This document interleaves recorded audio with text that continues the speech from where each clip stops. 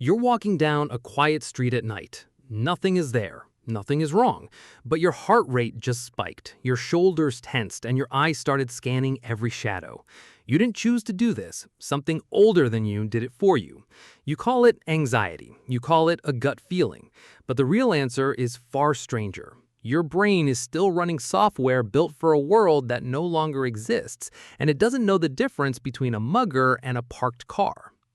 200,000 years ago, your ancestors lived in a world where every rustle in the grass could be a predator, a leopard, a snake, a rival group with spears. The humans who survived weren't the smartest, they weren't the strongest. They were the ones who reacted first and asked questions later. Fear wasn't a flaw in the system. Fear was the system. Think about that for a second. Every person alive today is descended from someone who was, on average, a little more anxious than the people who didn't make it.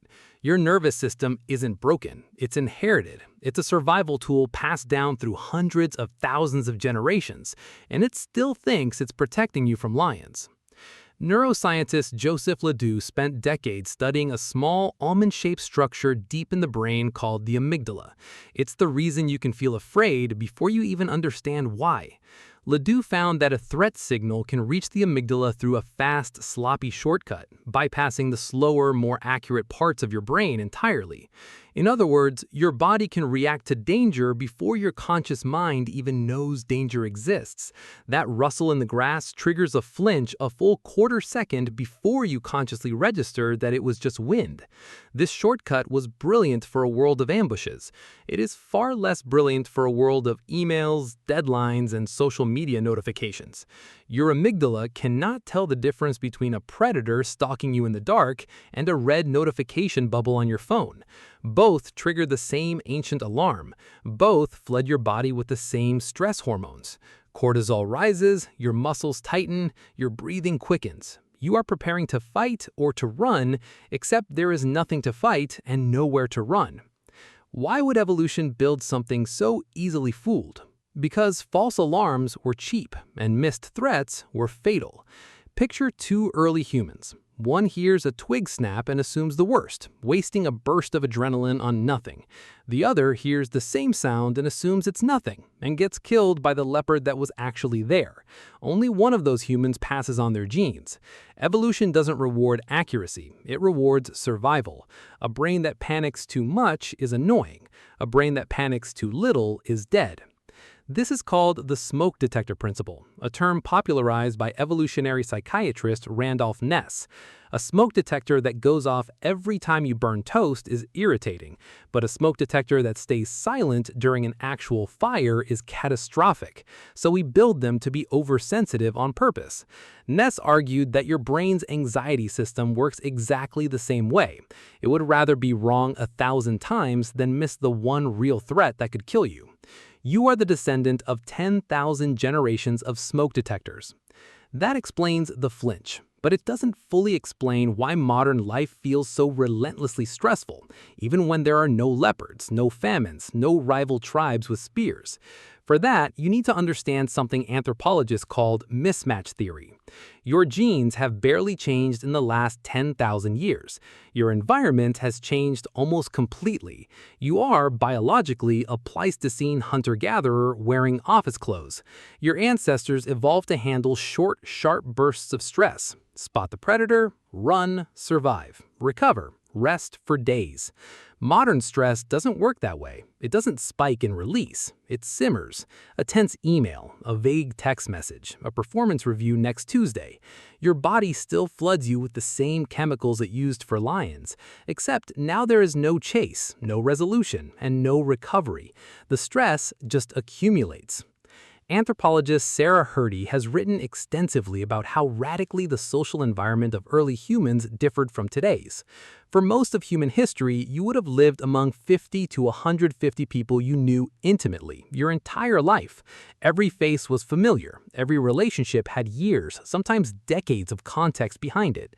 Now, you might pass 300 strangers before lunch. Your brain, built for a village, is trying to process the population density of a city, and it is exhausting in ways you rarely stop to notice. Here's where it gets stranger. Your threat detection system doesn't just watch for physical danger anymore.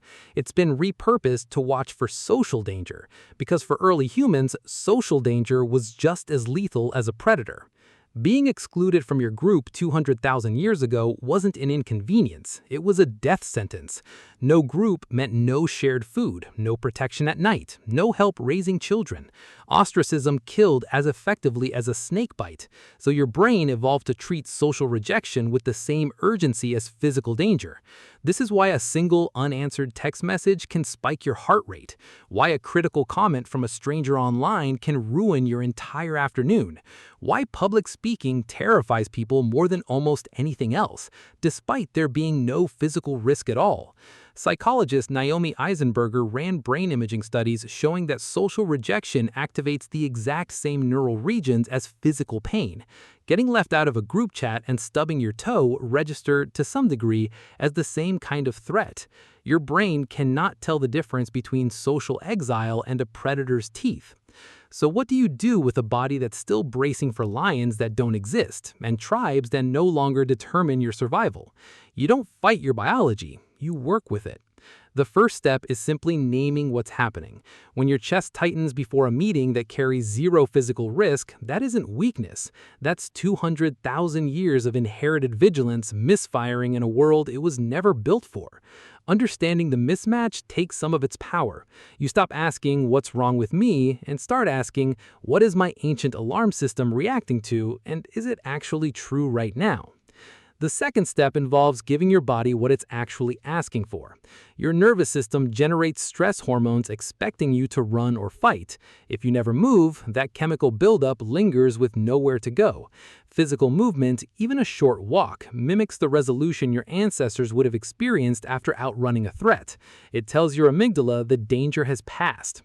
The third step is recognizing your need for a tribe. Not followers, not likes. An actual small group of people who know you, in person, over time. Your brain still measures safety by the size and closeness of your circle, not by the size of your audience.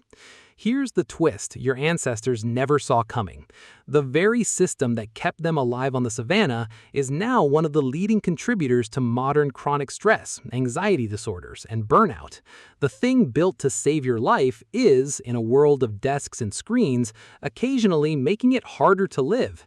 Not because it's broken, because it's exactly as it was designed to be, running in a world it no longer recognizes. You are not overreacting when your heart pounds over something small. You are hearing the oldest alarm system a human has ever built, still faithfully doing its job, still trying to protect a body that hasn't faced a lion in longer than history can measure. So the next time you're walking down a quiet street and your shoulders tense for no reason at all, remember this. Your body isn't malfunctioning, it's remembering.